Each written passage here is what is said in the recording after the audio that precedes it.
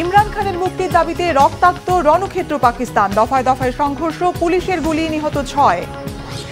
চীন, কানাডা ও মেক্সিকোর উপর নতুন শুল্ক আরোপের হুমকি ডোনাল্ড ট্রাম্পের, কেউ জয়ী হবে না বলছে চীন। তিব্বতের উপর দিয়ে কোনো বিমান চলে না কেন, কি আছে এই অঞ্চলে, রহস্য কি? আসসালামু আলাইকুম, দেখছিলেন Bangla vision world news headline. পাকিস্তানের সাবেক প্রধানমন্ত্রী ও পিটিআই নেতা ইমরান খানের মুক্তির দাবিতে চলমান ক্ষোভ বিক্ষোভ রক্তাক্ত সহিংসতায় রূপ নিয়েছে। ইসলামাবাদে পিটিআই সমর্থকদের সঙ্গে পুলিশের দফায় দফায় সংঘর্ষে নিহত হয়েছে 6 নিরাপত্তা কর্মী, আহত শতাধিক। আটক করা হয়েছে 5 পার্লামেন্ট সদস্য সহ প্রায় 4000 জনকে। ইমরানের সমর্থকদের ঠেকাতে 144 ধারা জারি করেছে প্রশাসন। মোতায়েন করা হয়েছে সেনাবাহিনী। বন্ধ করে দেওয়া হয়েছে ইন্টারনেট ও মোবাইল সেবা।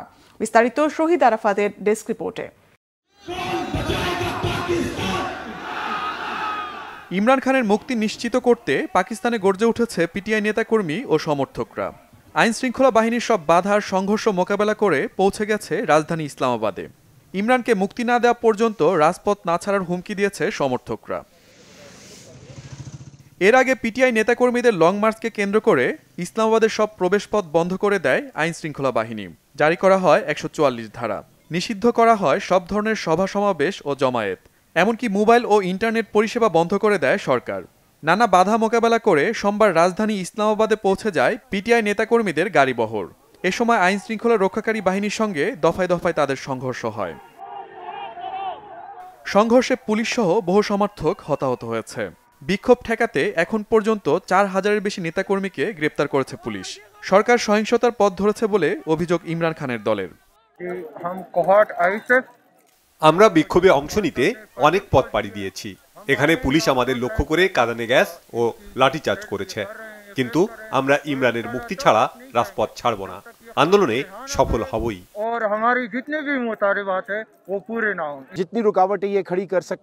তারা যত চায় তত বাধা দিতে পারে, এতে আমাদের থামানো যাবে না। ওরা আমাদের স্বাধীনতা কেড়ে নিতে চায়, কিন্তু সব অপশক্তিকে পরাজিত করব এবং ইমরানের মুক্তির মধ্য দিয়ে আমাদের স্বাধীনতা অর্জিত হবে। পাকিস্তানের স্বরাষ্ট্রমন্ত্রী মহসিন নাকবি কড়া হুঁশিয়ারি উচ্চারণ করেছেন। সরকারি ভবনের সুরক্ষায় ইসলামাবাদের রেড জোনে কাউকে অবস্থান করতে দেবেন না বলে সাফ জানিয়ে দিয়েছেন। ইসলামাবাদের রেড জোনে প্রবেশ করা মাত্র গ্রেপ্তার করার নির্দেশ রয়েছে। সরকারি ভবনের সুরক্ষায় ওই এলাকায় চলাচল নিষিদ্ধ করে দেয়া হয়েছে। যে ওই এলাকায় আসবে তাকেই গ্রেপ্তার করা হবে। পিটিআই নেতা গহর আলী খান বলেছেন, আন্দোলন সহ বিভিন্ন ইস্যুতে সরকারের সাথে আলোচনা চলছে, তবে ইমরানের নির্দেশ অনুযায়ী চলবে এই আন্দোলন। Shahid Arafat, Bangla vision news desk. দায়িত্ব নেয়ার পর প্রথম দিনেই চীন, কানাডা ও মেক্সিকোর উপর নতুন শুল্ক আরোপের হুমকি দিলেন নবনির্বাচিত মার্কিন প্রেসিডেন্ট ডোনাল্ড ট্রাম্প। তবে এই বাণিজ্য যুদ্ধে কেউ জয়ী হবে না বলেছে চীন। আর ট্রাম্পের সাথে ফোনে কথা বলেছেন কানাডার প্রধানমন্ত্রী জাস্টিন ট্রুডো। নিজের সামাজিক মাধ্যম ট্রুথ সোশ্যালে আমদানি শুল্ক নিয়ে আগাম হুঁশিয়ারি দিয়েছেন ট্রাম্প। বলেছেন, আগামী 20 জানুয়ারি প্রেসিডেন্ট হিসেবে শপথের পরপরই প্রথম নির্বাহী আদেশে কানাডা ও মেক্সিকোর উপর 25 আর চীনের উপর 35% আমদানি শুল্ক আরোপ করবেন তিনি। যুক্তরাষ্ট্রের সরকারি হিসেবে পণ্য আমদানি 40% যায় কানাডা, মেক্সিকো আর চীন থেকে। এই 3 দেশ থেকে যুক্তরাষ্ট্রে মাদক ঢোকা বন্ধ হলে শুল্ক নিয়ে টানাপোড়েন সমাপ্তির ইঙ্গিত দিয়েছেন ট্রাম্প। মাদক পাচার রোধে চীনের চেষ্টা অব্যাহত আছে বলে জানিয়েছে বেইজিং। ওয়াশিংটনকে সতর্ক করে বলা হয়েছে, 2 দেশের মধ্যে আবার বাণিজ্য যুদ্ধ শুরু হলে কেউ লাভবান হবে না। কানাডা জানিয়েছে, ট্রাম্পের সাথে ট্রুডোর ফোন আলাপে এ বিষয়ে ফলপ্রসূ আলোচনা হয়েছে। বাণিজ্য খাতে যুক্তরাষ্ট্রকে অন্যতম অংশীদার হিসেবে উল্লেখ করে মেক্সিকোর অর্থমন্ত্রী বলেছেন, যুক্তরাষ্ট্র, কানাডা, মেক্সিকোর মুক্ত বাণিজ্য চুক্তি মেনে চলা হচ্ছে। নির্বাচনের আগে একাধিক জনসভায় ট্রাম্প হুমকি দিয়েছিলেন, আবার প্রেসিডেন্ট হতে পারলে দেশের ভেতরে মাদক ঢোকা বন্ধ করতে প্রয়োজনে 100% শুল্ক আরোপ করা হবে। সরকারি হিসেবে যুক্তরাষ্ট্রে প্রতি বছর অন্তত 75,000 মানুষের মৃত্যুর জন্য দায়ী মাদক। নবনির্বাচিত মার্কিন প্রেসিডেন্ট ডোনাল্ড ট্রাম্পের বিরুদ্ধে করা নির্বাচনী ফলাফল পাল্টে দেওয়ার অপচেষ্টার মামলাটি খারিজ করে দিয়েছে যুক্তরাষ্ট্রের আদালত। মামলাগুলোকে ভিত্তিহীন বলে প্রতিক্রিয়া দিয়েছেন ট্রাম্প। যুক্তরাষ্ট্রের স্থানীয় সময় সোমবার মামলাটি খারিজ করেন বিচারপতি তানিয়া চুটকান। মামলাটি খারিজের জন্য ওই দিনই আদালতের প্রতি আহ্বান জানিয়েছিলেন সরকারের বিশেষ কৌঁসুলি জ্যাক স্মিথ। এছাড়া গত মেয়াদে ক্ষমতা ছাড়ার পর সরকারি গোপন নথি ট্রাম্পের নিজের কাছে রাখার মামলা খারিজেরও আবেদন করেছিলেন তিনি।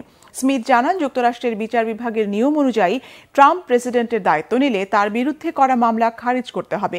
নির্বাচনের ফলাফল পাল্টে দিতে অপচেষ্টার মামলাটি 2020 সালে করা হয়েছিল। আলোচিত এই দুইটি মামলা নিয়ে এতদিন ট্রাম্পের বিরুদ্ধে লড়াই করেছেন জ্যাক স্মিথ। অবশ্য দ্বিতীয় মেয়াদে প্রেসিডেন্টের দায়িত্ব শেষ করার পর ট্রাম্পের বিরুদ্ধে আবার এসব মামলার কার্যক্রম শুরুর সুযোগ আছে বলে জানিয়েছে আদালত। নিজের সামাজিক মাধ্যম ট্রুথ সোশ্যালে দেয়া প্রতিক্রিয়ায় ট্রাম্প বলেছেন, এসব ভিত্তিহীন মামলা করে জনগণের দেয়া কর থেকে $1 কোটি বেশি অপচয় করেছে বিদায়ী বাইডেন প্রশাসন। তাকে মামলায় ফাঁসিয়ে ন্যায় বিচার বঞ্চিত করতে বাইডেন প্রশাসনের অপতৎপরতার ফিরিস্তিতিও তুলে ধরেছেন ট্রাম্প। তিব্বতিয়ান প্ল্যাটোর এক বিশাল অঞ্চলের উপর দিয়ে উঠতে পারে না কোনো বাণিজ্যিক বিমান। শুধু যে এই জায়গা দিয়ে বিমান চলাচল করে না তা নয়, দেখা যায় অনেক বিমান ইচ্ছাকৃতভাবে এই জায়গাটি এড়িয়ে আরো লম্বা রুটে যাচ্ছে। কিন্তু কেন, কি আছে এই অঞ্চলে? ডেস্ক রিপোর্টে আরো জানাচ্ছেন ইমরান মাহমুদ। বিশ্বে প্রতি সেকেন্ডে গড়ে প্রায় ৯,৫০০টি বিমান চলাচল করে। লাইভ প্লেন ট্র্যাকার ওয়েবসাইটে গেলেও দেখা যাবে অনেকটা মাছির মতো বিমান দিয়ে ভরা বিশ্ব। কিন্তু এর মাঝেও এমন কিছু জায়গা পাওয়া যাবে যার উপর দিয়ে বিমান চলাচল করে না। এমনই একটি জায়গা হচ্ছে তিব্বতিয়ান প্ল্যাটো। শুধু যে এই জায়গা দিয়ে বিমান চলাচল করে না তা নয়, দেখা যায় অনেক বিমান ইচ্ছাকৃতভাবে এই জায়গাটা এড়িয়ে আরও লম্বা রুটে যাচ্ছে। কিন্তু কেন, কি আছে এই অঞ্চলে? তিব্বতিয়ান প্ল্যাটোর আয়তন প্রায় 25 লাখ বর্গ কিলোমিটার। ভৌগোলিকভাবে এই অঞ্চলটা বাণিজ্যিক বিমানের জন্য খুবই গুরুত্বপূর্ণ, কারণ চায়নার সাথে ইউরোপ বা মধ্যপ্রাচ্যের বিমান যোগাযোগের জন্য এই পথটি একটি শর্টকাট, যা সময়, অর্থ আর জ্বালানি বাঁচায়। কিন্তু তবুও এই অঞ্চলের উপর দিয়ে কোনো বাণিজ্যিক ফ্লাইট চলাচল করে না। এই ঘটনার বেশ কিছু কারণ রয়েছে, যার মাঝে প্রথমটি হলো উচ্চতা। তিব্বতিয়ান প্ল্যাটো একটি পর্বতময় অঞ্চল। উঁচু উঁচু পর্বত থাকায় এই অঞ্চলের উপর দিয়ে যাওয়ার সময় একটি বিমানকে অন্তত 14,000 ফুট উঁচুতে থাকতে হবে, আর বাণিজ্যিক ফ্লাইটের উচ্চতা থাকে 35,000 ফুট। তাহলে তো কোনো সমস্যা হওয়ার কথা না। সাধারণ পরিস্থিতিতে আসলেও সমস্যা হওয়ার কথা না। কিন্তু যদি বিমানে টার্বুলেন্স দেখা দেয়, যেমন কেবিনে বায়ুচাপ কমে যাওয়া বা ইঞ্জিনে কোনো সমস্যা, তখন হতে পারে ভয়াবহ বিপদ। এমনিতে কেবিনে চাপ কমে গেলে সেটি কোনো বড় সমস্যা না। সেক্ষেত্রে বিমানের অক্সিজেন মাস্ক রয়েছে এবং এই অক্সিজেন দিয়ে অন্তত 20 মিনিট থাকা সম্ভব। তবে এই সময়ের মাঝে বিমানকে 35,000 ফুট থেকে নামিয়ে নিয়ে আসতে হবে 10,000 ফুটে, তাহলে চাপ স্বাভাবিক হয়ে যাবে। কিন্তু তিব্বতিয়ান প্ল্যাটোতে, যেখানে ন্যূনতম উড্ডয়ন উচ্চতাই 14,000 ফুট, এটা কোনোভাবেই সম্ভব না। তাই ইমার্জেন্সি পরিস্থিতিতে দুর্ঘটনা এড়াতে এড়িয়ে চলা হয় এই অঞ্চল।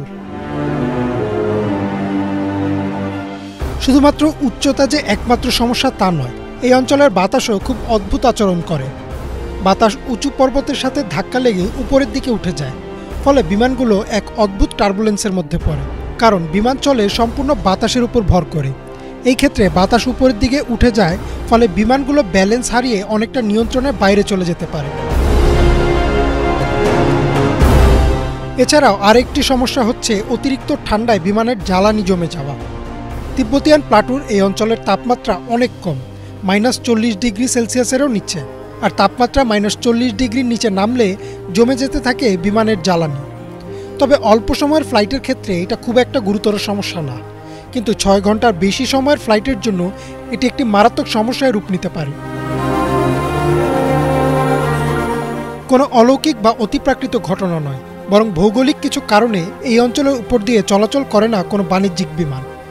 শুধু তিব্বতিয়ান প্ল্যাটোই না, বিশ্বের আরও কিছু অঞ্চলের উপর দিয়ে বিমান চলাচল করে না। এমন প্রতিটা স্থানের পেছনেই রয়েছে কিছু ব্যাখ্যা। ইমরান মাহমুদ, বাংলা ভিশন। বর্তমান সময়ে যে কোনো দেশের সামরিক বাহিনীর জন্য অবিচ্ছেদ্য একটি অংশ সাঁজোয়া যুদ্ধযান ট্যাঙ্ক। প্রায় 100 বছর আগে ব্রিটিশদের হাত ধরে প্রথমবারের মতো যুদ্ধের ময়দানে নেমেছিল এই লৌহ দানব। তারপর নানা ধাপ পেরিয়ে নিজের সামর্থ্যের প্রমাণ দিয়ে আধুনিক সমরযানের তালিকায় নিজের শ্রেষ্ঠত্ব ধরে রেখেছে ট্যাঙ্ক। যুদ্ধক্ষেত্রে ইস্পাতের চলমান দুর্গ নিয়ে হাফিজুল ইসলামের ডেস্ক রিপোর্ট। যুদ্ধের ময়দানে সবকিছু ভেঙে চড়ে চলে এক ধরনের সামরিক যান। লোহার চেইনের উপর ভর করে চলা ইস্পাতের এই দানবদের প্রথম দেখা যায় প্রায় 100 বছর আগে। প্রথম বিশ্বযুদ্ধে এটি ব্যবহার করে ব্রিটিশরা। সেই থেকেই স্থল অভিযানে অদম্য শক্তির প্রমাণ দিয়ে চলেছে এসব যুদ্ধযান। লোহার তৈরি চলমান দুর্গের মতো এই বাহনগুলোকে আমরা চিনি ট্যাঙ্ক নামে। শত্রুদের টার্গেট করে হামলার পাশাপাশি দ্রুত নিজের স্থান পরিবর্তন করতে পারে আধুনিক সব ধরনের ট্যাঙ্ক। ট্যাঙ্কের ধারণা বাস্তবায়িত হয় প্রথম বিশ্বযুদ্ধের সময়। ১৯১৬ সালে যুদ্ধক্ষেত্রে উপস্থিত হওয়া ট্যাঙ্ক মার্ক 1 ছিল সেই সময়ের একটি দুর্দান্ত আবিষ্কার। শত্রুদের প্রতিরক্ষা ভেদ করার জন্য ডিজাইন করা যুদ্ধযানটি বদলে দিয়েছিল ইতিহাস। ছোট কামানের ট্যাঙ্ক থেকে শুরু করে বর্তমান সময়ের আধুনিক অ্যাব্রামস M1 এর মতো শক্তিশালী ট্যাঙ্ক। সময়ের সাথে সাথে যে কোনো সেনাবাহিনীর জন্য এটি হয়ে উঠেছে অবিচ্ছেদ্য এক অংশ। ট্যাঙ্কগুলোর শক্তির মূল উৎস তাদের ইঞ্জিন এবং সুরক্ষা ব্যবস্থা। যুদ্ধযানটির উপরিভাগে থাকা মোটা বর্মের মতো আর্মার প্লেট শত্রুদের গোলা সহ্য করতে সক্ষম। ভেতরে আছে আধুনিক মানের কমান্ড সিস্টেম, যার সাহায্যে ট্যাঙ্ক চালক ও ক্রুরা এই জীবন্ত দুর্গকে চালিয়ে নিতে পারে যে কোনো কঠিন পরিস্থিতিতে। একটি আধুনিক ট্যাঙ্কে সচল রাখে শক্তিশালী ডিজেল বা গ্যাস টারবাইন ইঞ্জিন। প্রধান অস্ত্র হিসাবে এতে থাকে মূল কামানসহ একাধিক মেশিন গান। আকার এবং ক্ষমতার দিক থেকে ট্যাঙ্ক বিভিন্ন ধরনের হয়ে থাকে। ছোট ও দ্রুতগামী স্কাউট ট্যাঙ্ক থেকে শুরু করে বৃহৎ সাইজের ভারী আক্রমণকারী ট্যাঙ্ক। রেকি মিশন, আক্রমণ এবং প্রতিরক্ষা ইত্যাদি লক্ষ্যের উপর ভিত্তি করেও তৈরি করা হয়ে থাকে বিশেষ ধরনের সমরযান। নকশা ও উৎপাদনের পর সামরিক বাহিনীতে অন্তর্ভুক্ত হওয়া যুদ্ধযানগুলোর জীবনকাল হয় ২০ থেকে ৩০ বছরের। কার্যক্ষমতা শেষ হলে পরিত্যক্ত করে দেয়া হয় এসব আধুনিক যুদ্ধযান। বর্তমান শতাব্দীতে একটি সামরিক বাহিনী ট্যাঙ্ক ছাড়া অসম্পূর্ণ। আরব ইসরায়েল যুদ্ধ থেকে শুরু করে আমেরিকার মধ্যপ্রাচ্যে সামরিক অভিযান, সব ক্ষেত্রেই ট্যাঙ্ক ছিল গুরুত্বপূর্ণ হাতিয়ার। গাজা ও লেবানন আগ্রাসনে ট্যাঙ্কের উপর নির্ভর করে ইসরায়েলের সামরিক বাহিনী। ইউক্রেন রাশিয়ার যুদ্ধক্ষেত্রেও ব্যাপক হারে দেখা যায় ট্যাঙ্কের ব্যবহার। ভবিষ্যতে আরও আধুনিক হলেও যুদ্ধক্ষেত্রে ধ্বংসের দূত হয়েই টিকে থাকবে লৌহদানব ট্যাঙ্ক। হাফিজুল ইসলাম, বাংলা ভিশন। রাশিয়া থেকে পারমাণবিক জ্বালানি আমদানি লক্ষণীয় মাত্রায় বাড়াচ্ছে চীন। রাশিয়ার রাষ্ট্রীয় সংবাদ মাধ্যম RIA নভোস্তি জানিয়েছে, আগের বছরের তুলনায় চলতি বছর চীন রাশিয়া থেকে ৩ গুণ বেশি ইউরেনিয়াম আমদানি করেছে। শুধু তাই নয়, এবছর রাশিয়া থেকে পরমাণু জ্বালানি আমদানির শীর্ষে আছে বেজিং, এরপরই আছে উত্তর কোরিয়া। বিশ্বব্যাপী পরমাণু যুদ্ধ শুরু হওয়ার ব্যাপারে যে উদ্বেগ উৎকণ্ঠা কাজ করছে, তারই মাঝে চীন ও উত্তর কোরিয়ার এই কর্মকাণ্ড ঘিরে চলছে নানান জল্পনা। হিজল জোবাইরের ডেস্ক রিপোর্টে বিস্তারিত। ইউক্রেন যুদ্ধ ঘিরে যুক্তরাষ্ট্র ও তার মিত্রদের সাথে পরমাণু যুদ্ধে জড়িয়ে পড়তে পারে রাশিয়া। এর মধ্য দিয়ে শুরু হতে পারে তৃতীয় বিশ্বযুদ্ধ। অন্যদিকে পশ্চিমাদের বুড়ো আঙুল দেখিয়ে নিজেদের পরমাণু কার্যক্রম বিস্তৃত করার ঘোষণা দিয়েছে ইরান। এ যাত্রায় তারা পারমাণবিক অস্ত্র বানানোর পথে হাঁটতে পারে, এমনটাই আশঙ্কা অনেকের। এরই মাঝে চীন রাশিয়া থেকে পারমাণবিক জ্বালানির আমদানি ব্যাপক মাত্রায় বাড়াচ্ছে বলে খবর আসছে। সার্বিক প্রেক্ষাপটে এটিকে চরম উদ্বেগজনক হিসেবে দেখছে আন্তর্জাতিক মহল। যুক্তরাষ্ট্র ও ইউরোপীয় দেশগুলোর বিরুদ্ধে চীন, রাশিয়া ও ইরান অক্ষ ক্রমশ আরও কঠোর অবস্থানে যাচ্ছে। কাস্টমসের পরিসংখ্যানের বরাত দিয়ে রুশ গণমাধ্যম RIA নভোস্তির এক প্রতিবেদনে বলা হয়েছে, চলতি বছরের প্রথম 10 মাসে গত বছরের একই সময়ের তুলনায় রাশিয়া থেকে 3.2 গুণ বেশি পরিমাণ ইউরেনিয়াম কিনেছে চীন। এর আর্থিক মূল্য 849 মিলিয়ন মার্কিন ডলার। সেপ্টেম্বরের তুলনায় অক্টোবরে রাশিয়া থেকে দ্বিগুণ পরিমাণ ইউরেনিয়াম আমদানি করেছে চীন, যার আর্থিক মূল্য 216 মিলিয়ন ডলার। প্রতিবেদনে বলা হয়, এবছর রাশিয়া থেকে সর্বোচ্চ ইউরেনিয়াম আমদানিকারক দেশ হল চীন। উত্তর কোরিয়াও দেশটি থেকে উল্লেখযোগ্য মাত্রায় ইউরেনিয়াম আমদানি করছে বলে জানানো হয়। সর্বোচ্চ আমদানিকারকের তালিকায় উত্তর কোরিয়া আছে দ্বিতীয় অবস্থানে। এবছর তারা 650 মিলিয়ন ডলার মূল্যের ইউরেনিয়াম আমদানি করেছে। চীন যে কোনো সময় তাইওয়ানকে মূল ভূখণ্ডের সাথে একীভূত করার পথে হাঁটতে পারে। অন্যদিকে তাইওয়ান চায় স্বাধীনতা। এ নিয়ে চলমান উত্তেজনার মাঝেই চীনের বিপুল পরিমাণ পারমাণবিক জ্বালানি আমদানি তাইওয়ানে আগ্রাসন চালানোর প্রস্তুতি কিনা এমন প্রশ্ন জোরালো হচ্ছে। রাশিয়ার রাষ্ট্রীয় সংবাদ মাধ্যম RT নিউজ জানিয়েছে 2022 সালে ইউক্রেন যুদ্ধ শুরু হওয়ার আগে রাশিয়া থেকে সবচেয়ে বেশি ইউরেনিয়াম আমদানি করত যুক্তরাষ্ট্র। যুক্তরাষ্ট্রের পারমাণবিক চুল্লিগুলোতে ব্যবহৃত 1/4 ইউরেনিয়ামের যোগানদাতাই ছিল রাশিয়া। কিন্তু ইউক্রেন যুদ্ধের প্রেক্ষাপটে রাশিয়া থেকে কম পরিশোধিত ইউরেনিয়াম আমদানি নিষিদ্ধ করে ওয়াশিংটন। তবে বিকল্প উৎস না পেলে জাতীয় স্বার্থের প্রশ্নে 2028 সাল পর্যন্ত জ্বালানি ডিপার্টমেন্টকে আমদানির ব্যাপারে কিছুটা ছাড় দেওয়ার ক্ষমতা অর্পণ করা হয়।